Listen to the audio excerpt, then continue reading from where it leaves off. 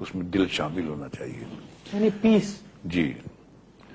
پھر المؤمن، دل کو یقین عطا کرنے والا، ایمان عطا کرنے والا. ایمان کا مطلب مکمل یقین. آپ اس کا نام لیں تو وہ آپ کو مکمل یقین پیدا کرتا ہے، ہر چیز میں مکمل یقین. آپ اسلام لاتے ہیں اس کا بھی مکمل یقین، کسی کام میں جاتے ہیں اس کا بھی مکمل یقین کہ میں یہ کام کروں گا وہ اللہ کرائے گا آپ سے. اور یہ خوبی اس نام کے اندر ہے. اس کے بعد المہیمن، جتنی بھی چیزیں اس نے پیدا کی ہیں سب کی نگہبانی وہ خود ہی کرتا ہے، لیکن کسی نے اس سے نگہبانی مانگی ہی نہیں، وہ مانگنا پڑتا ہے. ہم فریادی ہیں اس کے دربار میں کھڑے ہوں کہ پروردگار اپنی نگہبانی میں ہم کو لے. اور جب آپ بولیں تو آپ کی زبان نہیں، آپ کا دماغ اور آپ کا دل، آپ کا رواں رواں یہ کہہ رہا ہو کہ دنیا کی کوئی طاقت آپ کو تنگ نہیں کر سکتی ہے. اس کے بعد قرآن مجید میں ان ناموں کو اس طرح بیان کیا گیا ہے کہ هو اللہ الذی لا الہ الا هو الملک القدوس السلام المؤمن المہیمن العزیز الجبار المتکبر سبحان اللہ عما یشرکون. وہ اللہ ہی ہے جس کے علاوہ کوئی معبود نہیں ہے. یہ لفظ ہمارے بھائیوں کو سمجھنا بہت ضروری ہے کہ دنیا میں عبادت، کسی کو ماننا، کسی سے کچھ مانگنا، کسی کے سامنے سر جھکانا، وہ صرف اللہ کے لیے ہے. یہ اللہ نے اپنے لیے مخصوص کر دیا ہے. تو آپ کوئی ایسا کام مت کیجئے عبادت کا جو کہ صرف اللہ کے لیے مخصوص ہے. اگر آپ نے کوئی ایسا کام کیا جو عبادت میں آپ اللہ کے لیے کرتے ہیں تو آپ اس کے ساتھ کسی کو شریک کرتے ہیں اور اسی کو شرک کہتے ہیں. تو کبھی مت کیجئے گا سر، کوئی کتنا بھی بڑا ہو.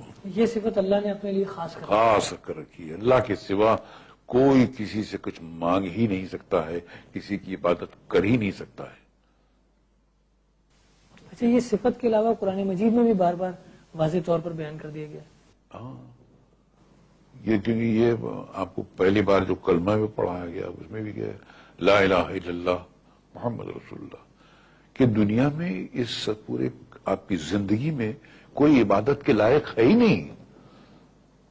کوئی بادشاہ ہو، کوئی بھی کیسا بھی ہو، پیغمبر ہو، رسول ہو، کچھ بھی ہو، وہ عبادت کے لائق ہے ہی نہیں، صرف اللہ.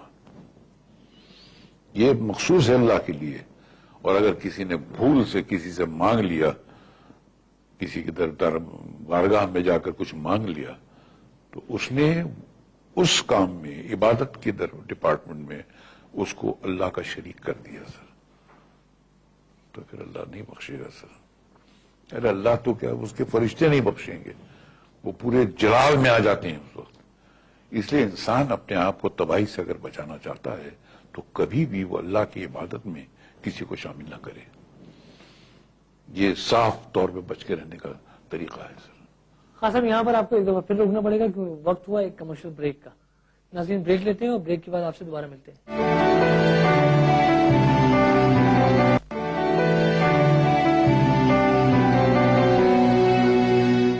Welcome back. جی قادر خان صاحب. تو وہ اللہ ہی ہے جس کا کوئی معبود نہیں ہے، وہ بادشاہ ہے، وہ ہر عیب سے پاک ہے. عیب میں نے بتا دیا تھا آپ کو. وہ سلامتی ہے، سراسر سلامتی ہے. اگر امن ہے تو اسی کے پاس ہے، اور اس کے باہر جو ہے کہیں امن نہیں ہے.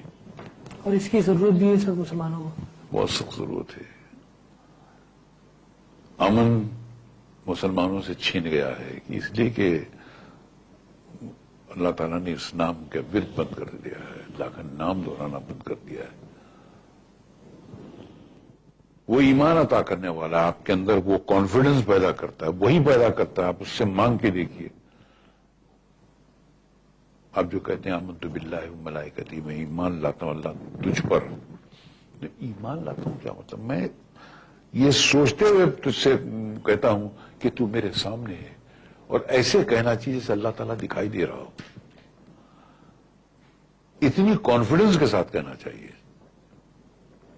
بہرحال وہ نگہبان ہے، وہی نگہبان ہے، وہ طاقت والا ہے. طاقت جو اسی کی ہے، لفظ طاقت اسی کے لیے بنا ہے.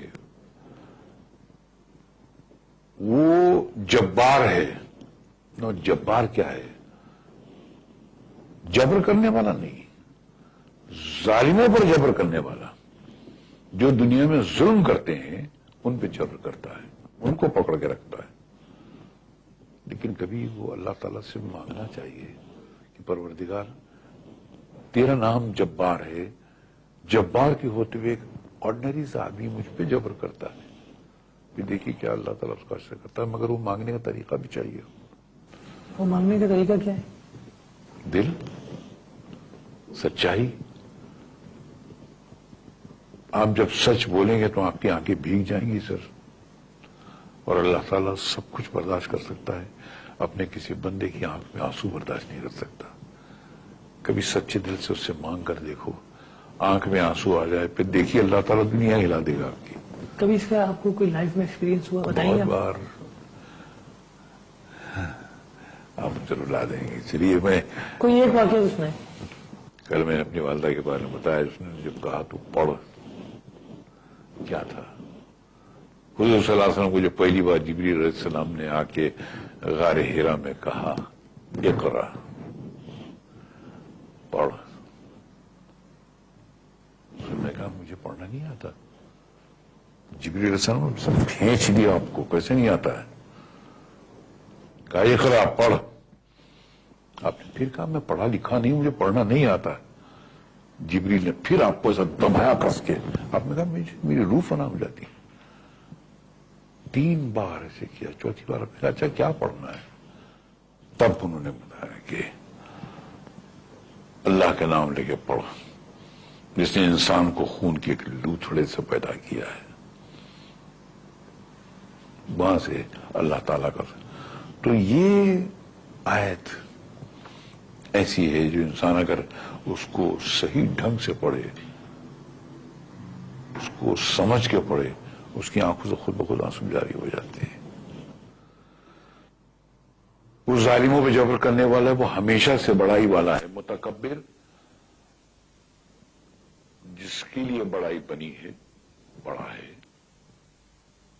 اب ایسا ہے کہ وہ ہمالیہ پہاڑ سے بھی بڑا ہے اور ہم جو ہیں وہ چیوٹیوں سے بھی چھوٹے ہیں. تو اتنا فرق ہے ہم میں اور اس میں. اس کا علم جو ہے وہ سمندر ہے، اور ہماری معلومات ہم چاہے کتنے بھی انٹیلیجنٹ ہوں ایک قطرہ ہے. اتنا فرق ہے ہمارے اور اس کے بیچ میں. تو وہ بڑا ہے. کچھ لوگ بولتے ہیں اللہ اکبر کا کیا مطلب؟ اللہ سائز میں بڑا ہے؟ نعوذ باللہ.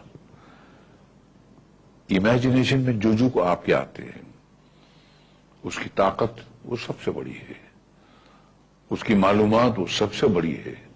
جن جن چیزوں کو آپ تصور کر سکتے ہیں وہ سب میں بڑا ہے. اور ہم میں اور اس میں یہ اتنا ہی ریشو سمجھ لیجئے کہ اگر وہ سمندر ہے تو ہمیں قطرہ بھی نہیں ہے. کسی چڑیا کے چونچ میں قطرہ اور سامنے سمندر، کتنا فرق ہے. اس سے بھی کئی گنا زیادہ اللہ میں اور انسان میں فرق ہے. بہت ہی خوبصورت آپ نے یہ بات بیان کی ہے، لیکن وقت کی کیونکہ کمی ہے اور ہمیں یہاں پروگرام ختم کرنا پڑے گا. ناظرین، وقت کا کیونکہ اختتام ہو جاتا ہے، اپنے میزبان راشد محمود کو اجازت دیجیے. اگر آپ ہمیں ای میل کرنا چاہتے ہیں یا کال کرنا چاہتے ہیں تو ہمیں کال کیجیے 0900-222225 پر اور ای میل کیجیے kk@aaj.tv پر. راشد محمود کو اجازت دیجیے. اللہ نے کے بعد